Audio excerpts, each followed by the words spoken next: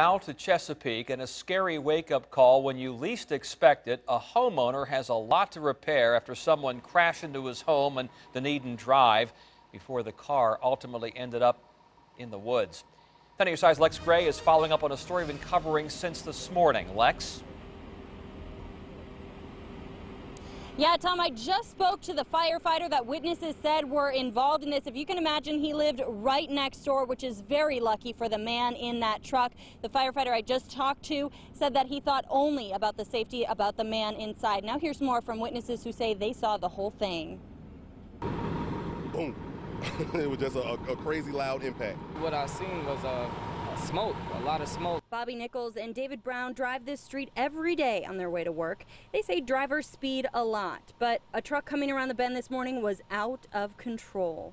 Pretty fast corner right here, and the car just came maybe about 100 miles almost, and he went straight directly to the side of this house, went straight into the woods. That's when Nichols and his friends stopped to help. I ran over there quickly, called 911, and they heard everything. You know, I told them, look, the car is engulfed in flames underneath.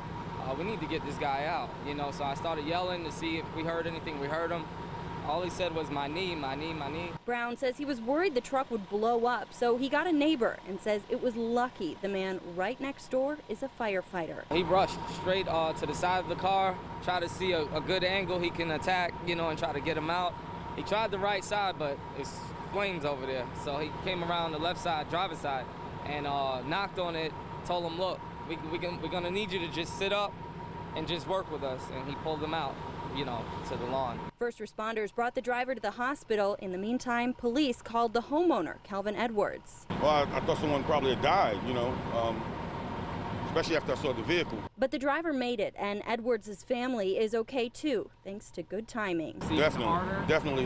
This would have traumatized my wife and the kids if they were in the house. Actually, no one lives in there. We actually just moved out. I'm trying to sell the house. That will take some repairs and extra time, but Edwards says he just feels grateful. These are things, you know. I think that gentleman's life means a little bit more than that home right there.